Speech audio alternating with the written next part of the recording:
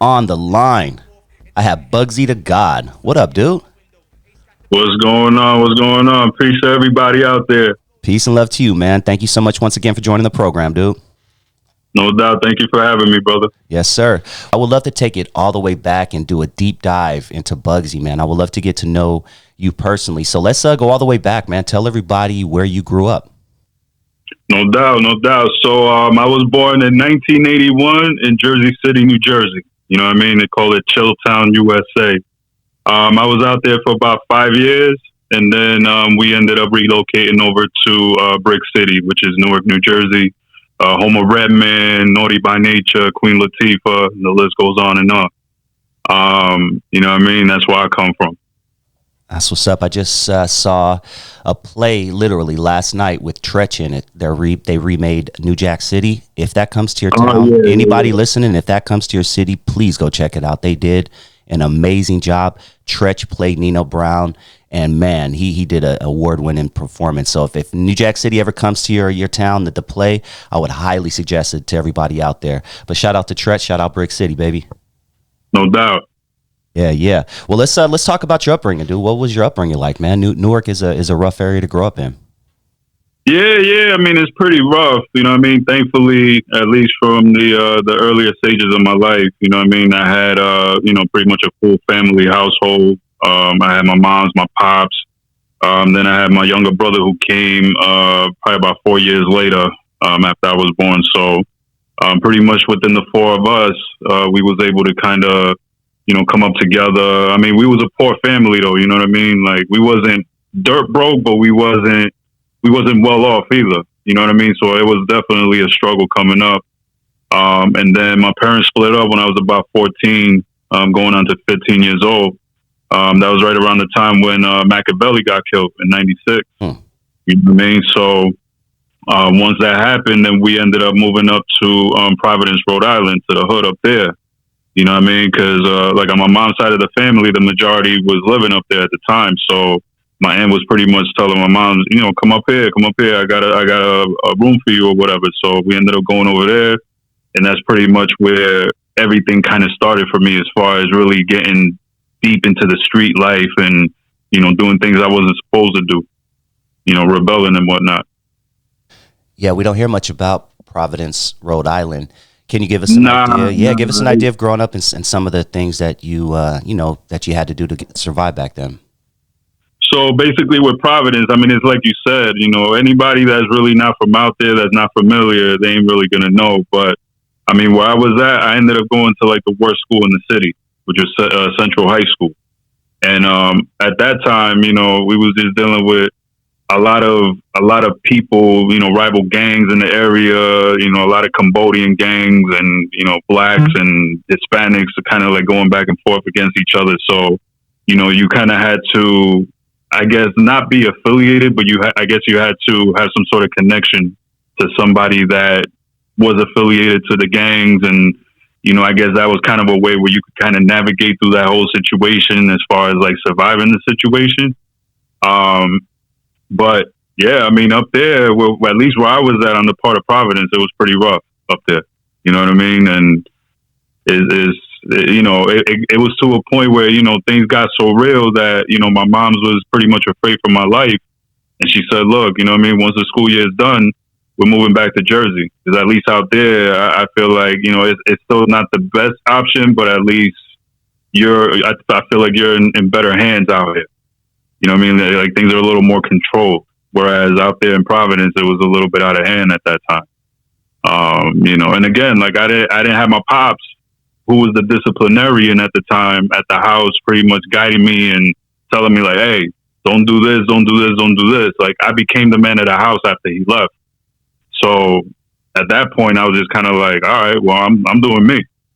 Won't be out in the street doing whatever I got to do. And, and I got myself in, a little bit of trouble, and we ended up moving back to Jersey. And I kind of tried, I brought that same mentality back out here, and that really didn't work out that well for me.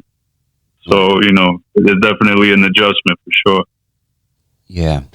I'm in Los Angeles, and I actually grew up in a place called Long Beach, and we have the second largest population to of Cambodians, excuse me, next to the country of Cambodia. So I was, living right next to Cambodian folks myself. Shout out to the Cambodian homies in Long Beach. But I'm curious, man, because I am in what they call the mecca of gangs. Crips, Bloods started here, blah blah blah, spread out throughout the country. But I'm just curious about some of the gangs and things like that in Rhode Island. You mentioned a heavy Cambodian population. Did you guys have Crips and Bloods also? Well, at the time when I was out there, I didn't really see a lot of Crips and Bloods out there. To be honest with you, it was a mix of course, like the Cambodian gangs, a couple Latin kings and Nietas and things like that. But I at least from what I saw, I didn't see any Bloods or Crips out there at that time. I mean, I don't know now, because I know now is not better off. Like, I know there's still a lot of things going on, but it's heavily populated with Dominicans and things like that now compared to how it was back then in like 96, 97, things like that. So, in my case, like, I had one of my cousins who knew a couple of the Latin kings up in the Boston set. And, they would come down to Providence and, do whatever they was doing. And I guess, again, that was kind of like our protection in a way. You know what I mean? Even though it's like we wasn't affiliated with the gangs, but we had connections, I guess. You know what I mean? And that's how we was able to kind of weather through a lot of that stuff out there. Gotcha. What's your parents' background? I'm curious, where are they from? All Dominican. You know what I mean? So Dominican Republic. I was born and raised out here in the USA, but produced in DR. Let's just put it together. Okay. Did your parents ever share with you any of their stories about how they made it from DR to the United States? So I know on my father's side, my grandfather came out first. You know what I mean? He came out to USA, and then he ended up getting my pops to come out here eventually. I guess the process back then was a little bit easier than it is today. So, they was able to come out, and then pops ended up meeting my mom's at one point when he went back to DR, and they ended up getting married, and he ended up going through the process of bringing her out here while she was pregnant with me. And that's how I was able to, pretty much be born here. But yeah, I mean, that's pretty much how it all started. Now, the 80s was a rough time to grow up. You mentioned 81. I was born in 78, so we're pretty much in the same generation. Yeah. I remember the 80s and 90s. Even for a civilian like myself, it was just tough navigating, through the streets, especially when crack hit. Crack hit LA hard. It hit everybody hard across the country. But were you old enough, or did you understand the impact back then in the 80s and early 90s of what crack was doing to inner cities? Well, at that time, obviously, I was young, and, my pops, I actually didn't find out until later in life that he was somewhat involved in, those kind of activities. He had some friends that were dealing, and, he ended up losing his job at the time. So he kind of had no choice but to kind of get involved in that to make the money that he needed to make to pay the rent and get the food on the table and all of that. But at that time, I didn't know anything. I had no idea, because he shielded us from a lot of that stuff that was going on. But I was aware at the same time, like, there was just a lot of things going on outside of my block, a lot of fights, and, I've heard guns pop off on my block, and, it was definitely a rough time. And, obviously as you get older, you start to kind of see things and be exposed to certain things. But we didn't have the information back then that we have now, where you could go on a YouTube, or you could go online, or whatever the case may be, and do your research, and everything is so available now, where back then it's like you had to be there and live it to actually see, what was going on. So with that being said, at that time, as I was younger, I didn't really understand that much, but as I started to grow up and started to be exposed to a couple more things, and it was like, oh, okay, so it was a process. Yeah. When did hip hop enter your life?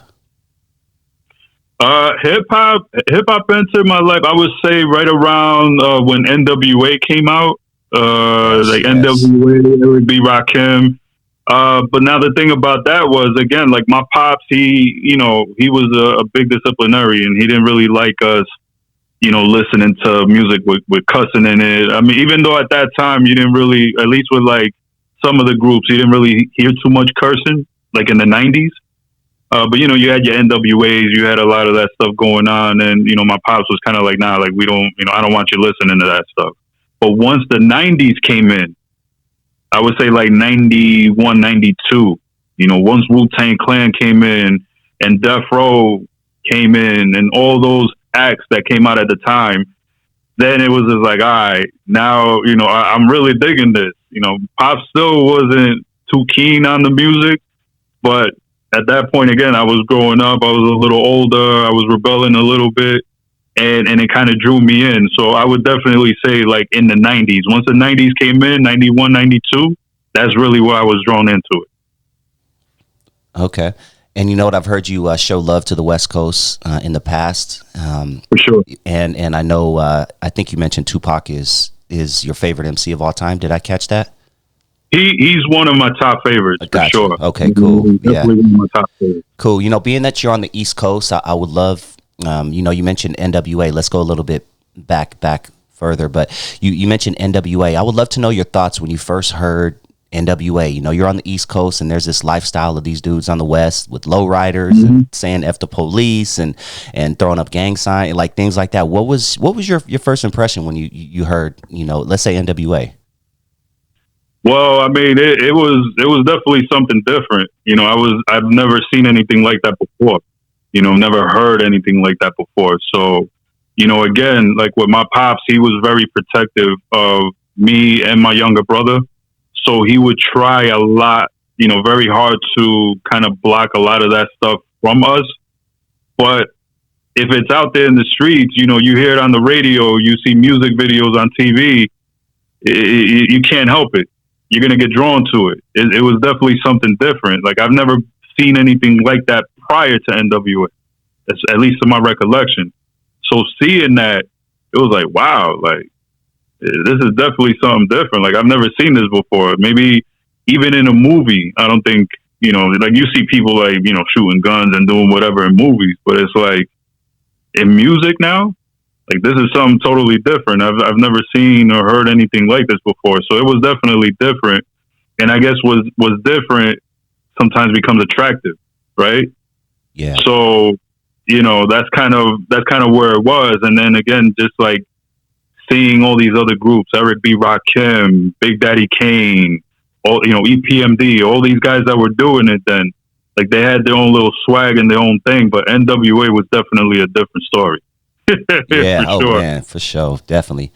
Let's fast forward a little bit, man. I like to ask East Coast cats their opinion on this big situation that happened in hip hop back in 95, 96. But, take yourself back. You're what, 15, about 15 or so, 16 or whatnot. But what were your thoughts when the whole West Coast, East Coast situation was going down? Crazy. It was crazy. You know what I mean? But I will say this, it produced a lot of good music. You know what I mean? I would say that was probably my best or my favorite era of all time, like 95, 96, 97. That was definitely my favorite era, But once you saw a lot of the casualties that came with it, Pac, Big, and all these things that happened, all these unfortunate situations that happened, it was a little scary at that point. It's like, wow, like really? Like this is really what this kind of beef produced? Like, because at first you look at it and it's like, oh, they dissing each other. F the East Coast, F the West Coast, whatever the case may be, people taking sides, whatever. It was definitely something different, but it produced a lot of dope music. But again, the circumstances at the end of that was just a little too much. I felt like it went a little bit over the line at that point when we started to lose our soldiers out. Yeah. You know what I mean? So yeah, I mean, it was definitely rough. But as far as my taste in the music or me choosing sides, even though I am from the East Coast, was born and raised in the East Coast, I was never sold on the whole idea of East Coast, West Coast. Like, okay, I live in the East Coast, so I got to represent the East Coast. Fuck the West Coast. Like, nah, I was never into that. I enjoyed the music on both sides, for sure. That's what's up. Same here. I mean, if you heard my top five. I mean, 4 out of the 5 are East Coast MCs. I mean, Nas, Jay-Z, Ghostface. I mean, and then we got E40, you know, and then shit, probably Pac or something like that. But I've always had a love for the East Coast also. So when that shit was going down, as a hip hop fan, it really fucked with me. I was like, damn, this really sucks, bro. And then like you said, when we lost Pac, I'm like, okay, this is ridiculous. Like I fell out of love with hip hop for like a year or so, man. Yeah, and it was rough. And again, you know, going back to what I was talking about before, like after my parents split, it was literally right in the midst of what happened to Pac. Because we moved up to Providence, I would say August of '96, and we were getting adjusted to the life up there. Oh, he died and a month later. Say it again? Yeah, he passed a month later. He passed a month later, yeah. So when I found out that Pac actually died, it was somber, like all over the place. It was like, wow, like real? Because, you know, you heard about Pac getting killed, you know, Pac getting shot in the studio in '95 and getting robbed and all this stuff that happened to him in the studio. And he made it out of that. And then all of a sudden, it's like, okay, now he gets shot. You think he's going to make it out of that, and he doesn't. It's like, in a way, it kind of felt like, I mean, I don't know how familiar you are with Spanish music, but like when Selena got killed. Of course, yeah.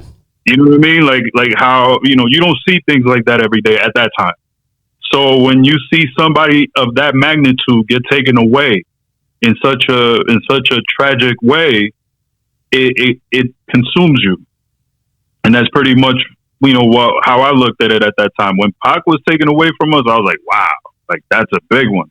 Then you hear about Big getting popped. Yeah, not even 6 months later. Not even 6 months later, and it's like, all right, now this is getting out of line now. You know what I mean? It's like it was definitely rough. I love hip hop. I study hip hop, and I would love to know what you think about Fat Joe's comments a few months back. He caught a lot of backlash, and there's been a heavy conversation ever since about Latinos and their impact on the beginnings of hip hop. His exact quote, and it's not exact, I'm going to paraphrase, is that Latinos are 50% just as responsible for the creation of hip hop as Black people are. Now, I'm curious, because you are Dominican, I'm asking you this specifically. What are your thoughts on that? I would love your opinion. Well, I mean, I'll tell you what. I mean, as far as like them having anything to do with the creation of it, I mean, I will say they were, Latinos were definitely instrumental. You know, you had a lot of like graffiti artists that were, you know, Latinos that were, you know, involved. And then I think also as hip hop progressed, you know, you saw a lot of like Latin inspiration in the music too.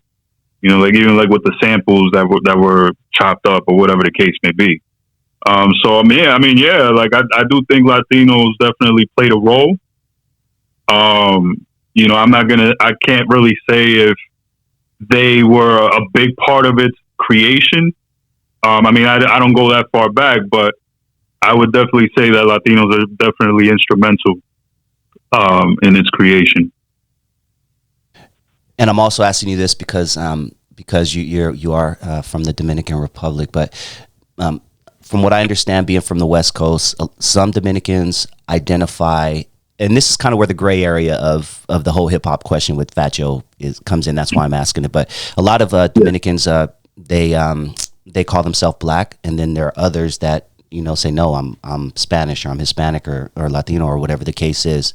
Can you kind of explain that, you know, to the best of your knowledge, to clear up that for people?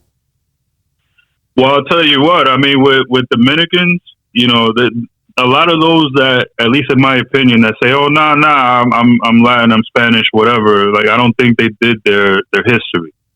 You know, Dominicans consist of Africans, Taino Indians, Europeans. So it's like a mix of a lot of things. But I mean, I know for me, like I look at myself as Black too, right? So anybody that goes and says, "Oh yeah, nah, I'm Latin, I'm not Black," you know, and you're Dominican, I think at that point you're kind of discrediting your history, and I don't think that's right. Thank you for so I know at least for me, I know for sure, like I could definitely say, like I'm Black. Yeah, I'm Latin, but I'm Black. Yeah. I'm an Afro-Dominican. Thank you for clearing that up. Let's talk about some hip hop in your life. Tell us about the history of Napalm Records. So Napalm was established in 2002 by my big brother Don Pacino, who comes from Wu-Tang Killer Army. I actually saw the interview that you did with him. It was a real dope interview. Yeah, shout out Dom. Yeah, that's my brother right there. So at that time, I was kind of doing my own thing. I hadn't met Dom yet at that point. I was kind of doing my own thing as far as, making my own music. I had my younger brother doing music with me, a couple of my mans from around the way, a couple of friends from school, mutual friends and things like that. But when I did the music at the time, it was done as a hobby. It was done for fun. So there was never an intent to go anywhere with it. It's kind of like, you invite your homeboys after school to come to your house and play video games or whatever. It's like a hobby, right? So that was kind of like what I did at that point in time. But now if you fast forward a couple of years after that, I met Don P in 2005. So at that time, he was really trying to bring Napalm from the ground up. He had already a couple of artists that he had signed on his label. He was working on a lot of projects and a lot of albums at the time. So when I first met P, it was more or less like, a friendship, brotherhood kind of a thing. There was never an intent for me to be involved with Napalm in the beginning. But then that obviously progressed itself and eventually I became part. But with Napalm, they started in 2002. And it's been going hot and heavy since. Shout out to Don Pacino, and I encourage everybody out there to check out my interview. I'll actually post it in the description so you can check it out. It's a really good interview. If you're a hip hop nerd, you'll really appreciate it. But before I forget, I got to ask you this question because Don briefly touched on it in our interview, and I got some comments in the comment section like, man, why didn't you go deeper into that? Man, damn, you should have asked some more questions about that, blah, blah, blah. And I didn't think about it at the time, but hindsight is 2020. But he briefly mentioned Kill a Sin, punching Mace and breaking his jaw. Do you remember anything about that or know anything about that? I've heard stories about it and rumors of, who might have did it and who didn't do it. And I mean, Killer's name did come up a lot. I don't know the facts as far as who did it or why it happened or how it happened, but I did hear rumors about that happening and Killer particularly being involved in that. But again, I can't speak on that because I wasn't there, so I don't know the facts when it comes to that. You know what I'm saying? But I mean, I was always curious about that myself. And I did ask P a couple years back. I'm like, what was going on over here with this and this? And, a lot of it is hearsay. Did it happen? Did Mace get his jaw broken? Absolutely. As far as who did it, that I can't tell you. I don't know. Gotcha. Fair enough, homie. Fair enough. Appreciate you. No doubt. You've had some heavyweight features in the past on your projects. If you could place one MC to take the battle, you got to take them to battle, and they have to have the illest bars. Who's the illest MC you've ever been in the studio with? Oof, and that's a hard one. That's a hard one. I mean, I've had people ask me this question before in previous interviews that I've done, and I mean, honestly, it's very hard. I mean, for one, my brother Don Pacino is automatic. Like me and him, we're always at battle together. Regardless of what. So if I had to pick somebody, I'm going in-house. But if you're talking like other features outside of that, I mean, it's hard because I feel that everybody that I reached out to throughout the years, they're all so talented in their own ways that it's hard to pinpoint who to go to. Now, I will say this. On my last album that I just put out back in November, Clash of the Superpowers, I felt like one of the biggest features that I got was Inspector Deck from Yes, Wu-Tang. sir. His work. You know what I'm saying? And that guy, his name speaks for itself. His trajectory speaks for itself. Iron is a rebel. You know what I mean? Shout out to INS and the rest of the generals. You know what I mean?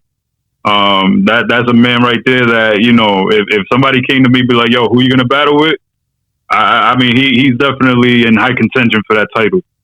Yeah, He's a legend. That's most deaf. We've had a lot of unfortunate rapper deaths, especially lately. I want to talk about that also, but we'll kind of preface it with this question. Besides Tupac and maybe even Biggie, what was the rapper death that hit you the hardest? And I would say Prodigy. Yeah, From my boot, that was a hard one. It was a little unexpected as well, and then the way that it happened, I don't know. I mean, I don't know how you feel about it, but I just feel like there's a little more to it. A lot of people go into it because a lot of people don't know what you and I are thinking. Because I know the whole, and I don't like to use the CON words, conspiracy, because YouTube will strike shit. Yeah. But give me your thoughts on basically tell everybody where you're going with this. Well, I mean, think about it like this. I would say, at least from what I saw from Prodigy the last few years of his life, like he was digging a little more into, conspiracies and things like that, the Illuminati and all that other stuff, which, he was doing a lot of that in his raps back in the days too. But I just felt like towards the end there, Illuminati, like he was got my mind, soul, and my body. Yeah. Like I felt like he was digging a little more into it towards the end of his life, like of the last few years, I think. And I mean, listen, again, I'm right there with you. Like, I don't like to speculate or anything like that, but at the same time, you kind of have to analyze the situation and try to put two and two together in your mind. So again, with that being said, I think there's a little more to the story than what was presented to the public. That's just my take on that. I have to agree on that as well. Let's dive a little bit deeper. Let's dive a little bit deeper into that. Because a lot of people say that there was a secret meeting in the 90s. Are you familiar with the secret meeting? I know Crazy Bone from Bone Thugs and Harmony is one of the ones who kind of dug this up years ago, and everybody's been running with it. But for anyone who doesn't know about it, and maybe yourself, I'm sure you probably are aware, but allegedly there was a secret meeting in the 90s with a bunch of music executives, and basically they decided that we're going to push gangster rap and rap that kills black people, kills Latinos, blah blah blah, and work hand in hand with the prison system. Are you familiar with that meeting, and what are your thoughts on that whole thing? So I heard actually a while back I've heard about this particular meeting or several meetings that took place. Honestly, like I don't know the ins and outs of it, obviously, like what was talked about or what happened, but at the same time, it wouldn't surprise me, because if you think about it and you kind of look at how things progressed from that point in time in the 90s to now, I just think that, a lot of things have happened throughout that point in time, where, you have the blacks going against the blacks and, people, the blacks going against each other, killing each other and all of that. But then you have all these corporations that are still promoting this stuff, that are marketing it, that are putting money into it. So I think there definitely is an agenda out there. And it's not just with music. You see that, with movies, TV shows, a lot of that kind of stuff. But I think music in particular is the target, right? Yeah. So, none of this stuff surprises me. I mean, I heard about what BUGSY was talking about. I didn't get too deep into that whole, particular conversation, but I did get some, a little bit of what he was saying. And again, it doesn't surprise me one bit if that really did take place.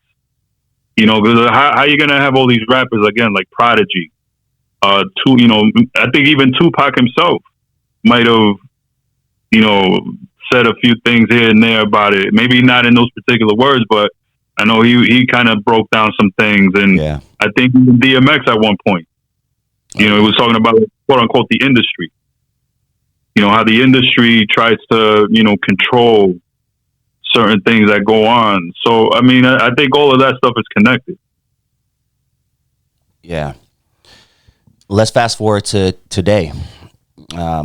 Probably the number one sound out there for kids is drill music, originated in Chicago. Some would say, has an influence in the UK, but definitely most likely originated in Chicago, but now it's everywhere, including the East Coast, New York, New Jersey. I mean, everywhere. These kids are just on this drill sound. I'm curious, what are your thoughts as someone, an elder in hip hop? What are your thoughts? Let's start with just on drill music in general. I mean, to be honest with you, I'm not a fan of it. You can ask me what artists out there, what drill music artists out there. I can't name one of them. You know what I mean? Like it's not something I'm into. I do see the influence, and again, I'm not a fan, and especially me being a dad. You feel me? Like, back in my time when back in the '90s, obviously our music that came out back then wasn't per se the best either. Because you're promoting the violence and all that other stuff, street life and everything like that, right? But I don't know. I just feel like now, with the way things are now, a lot of these kids out there are just so influenced by all this BS that a lot of these artists are talking about. And another thing about it is that, to me, I just feel there's no substance. There's no talent behind that music or the message, I guess, a quote unquote message that's being portrayed. I'm not a fan at all. And I think that it's only going to get worse before it gets any better. This is only the beginning, man. You are not lying, Bugs. You know what I mean? Yeah, I would love, and you mentioned something, the music, some of the music in our time, was talking about a lot of the same content. But when Ice Cube was talking about it, he was telling stories of street life. When Ice-T was talking about it, he was telling stories. Now these kids, dog, and this, they're telling in their songs what they're actually doing. I busted on such and such right there on 63rd Street, and I did it in front of the Winchell's, and the feds and the cops are literally piecing all this together and arresting people based on the lyrics. And then they're going to go and say that everybody else is snitching on them, when in reality they're snitching on themselves in music. Snitching on themselves, yeah. I mean, everything is just so different. And then think about it like this: back then, when like Ice Cube and them were portraying the message and giving their stories, we didn't have the internet earlier on at that particular moment in time where you can go out there and boast about it or talk about it, or post like where you're at or what you're doing or what you did.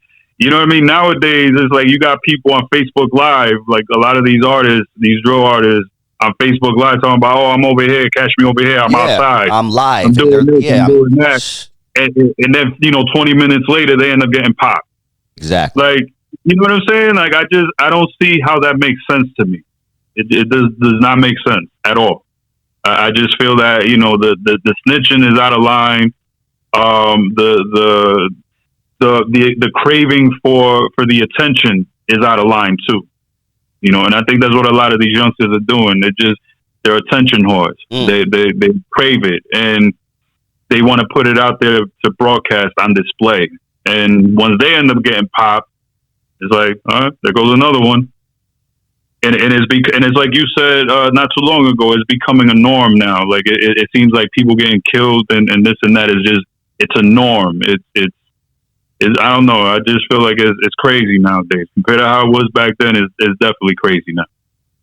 Yeah, and you said attention, or what these youngsters call clout, is a bigger drug than crack, and it's just you're right there posting stuff on Instagram. I mean, literally posting guns and drugs, and they think that if they delete it, they delete their message, or if the story disappears, that the feds aren't going to be able to use it in the future. Dude, yeah. Like like how stupid is that? I try to sit back and analyze and understand, and it's like I just don't see the logic. Why would you want to incriminate yourself? You're posting pictures of yourself holding guns and all this money and all this other stuff, and then you're putting your location, like where you're at. And again, it's like you said, if something happens down the line where you get caught up, you end up getting the case. You're not going to win that case. You incriminated yourself at that point. So I mean, I don't understand where these young kids' minds are at nowadays. and why they do what they do. But hey, to each his own, I guess. The feds aren't messing around. RICO cases all around. Yeah. I mean, YSL. I mean, there was a big one in Brooklyn. They just got last month, like 32 members. Sauce Walker and his crew down in Texas, 14 members hit with the RICO. I mean, it's going down, dude. Well, you know what? Now that I think about it, going back to what you said not too long ago, also where there's this conspiracy and a lot of this stuff that's being promoted nowadays to bring the blacks and the Latins and all that stuff down, maybe increasing incarceration or whatever, and this is a lot of the stuff that these artists are promoting nowadays. Like, oh yeah, I do this. Yeah, it's nothing. They go for that clout, like it's in style, but they're the ones doing it to themselves. They're offing themselves. And meantime, you have all these executives and all these companies that are probably laughing their asses off in the background because we're knocking ourselves down. Yep, and they're making money. We're worth more dead than we are alive. I mean, PNB Rock, his streams went up like 150 million%. No, I'm exaggerating, obviously, but whenever a rapper dies, their streams just go through the roof. Right, and then there's another thing too. Like, you got these young cats that they don't have a will. You know what I mean? They making a will, so where does the money go? Man, you know what I'm saying? Like, I actually I heard something the other day. I forget where I seen it at. One of the artists that got killed. I think it was last year. Yeah, we talked. That's exactly that's what struck that. Yeah. Like his girlfriend apparently said, "Oh, he didn't make a will, so I'm not getting anything." Yep. Out of whatever it's like, wow, like that's crazy. Man, thank you for dropping that game, dude. Sometimes kids need to listen to us, people who've been there before. I don't care if you're 22 right now. If you have a significant amount of money, just write a will right now, because rappers, it's the most dangerous job out there. And I mean, if anything happens, you don't want people to be fighting for your money in the afterlife, dude. Mm-hmm. Absolutely. I mean, and it's already bad enough when you do have a will, exactly. And you have people still wanting to fight for your paper or whatever you got. It's bad enough with just that, but when you ain't got nothing to represent you when you're not here, like you don't have anything on paper that's your word. It's like, all right, I want this and this and this to go here, this and this and that to go there. If you don't have that, you're asked out. And then especially if you're working for a major company, like there's these major labels, they could probably end up reaping the benefits of all of that stuff. Yep. Like whatever you get, your royalties, your, all of that stuff. They bank all that. Yep. That's facts. Crazy. Dropping some gems today, man. I appreciate that. I have one more question for you, and then I want to let you promote anything you have coming up. But you're a father. What is your advice to parents out there on how to help their kids navigate through this crazy ass world we're living in right now? Well, I'll tell you what, I mean, we're at least for me, speaking on my behalf, like my son just turned 5 last week, and, I'm still learning. I'm learning on the job, and obviously looking at the forecast and seeing what's going on in the world today is not an easy road to navigate. But what I try to do as a father, I try to do my best to, teach my son, to, I guess, protect him at the same time. But in this information era that we're in, where everything is accessible, is not easy. It's really not easy. I think it's harder now to be a parent than it ever was. So what my advice to any parents out there is keep doing the best you can do. Keep showing your seeds that love and that support that they need. And if they happen to come across something that maybe they shouldn't see, or maybe you feel they shouldn't be exposed to, and they have questions, try to answer it as best as you can and as truthful as you can. Because at the end of the day, a lot of this stuff, you can't avoid it. It's going to come one way or another. So you have to find a way to, to give your seeds that information from your own perspective, and kind of tell them, like, all right, this is what I would do in this situation, or this is what I would not do in this situation. then at that point it's up to them, because they're the ones that are going to be they're going to be the ones to make the decision, regardless of what you tell them. You just have to, I guess, be transparent with them and try your best to mold them the best way you can, and hope for the best for the future. But it's tough. It's a tough job. Dropping game, man. I really appreciate you, Bugsy the God. Tell everybody what you have coming up next and where we can find you. All right, so right now, obviously, we got the big time album right now, Clash of the Superpowers When Worlds Collide, that dropped back November 28th. Has Wu-Tang production on it from True Master, Fourth Disciple, and Bronze Nazareth, fully. You can catch all the information if you go on my socials. My handles are Facebook, Bugsy the God. Instagram would be official Bugsy the God, and that's BUGSY DAGOD. Twitter, same thing. Matter of fact, go on Google and type Bugsy the God, and you'll find everything you need on there. As far as the music, a lot of my music is available digitally everywhere music is sold, except Spotify. I don't deal with them. Fuck them. But that's neither here nor there. And like I said, we got the Bandcamp music, where we put all of our music out. napalmmusic.bandcamp.com, where you can get a lot of the Napalm music.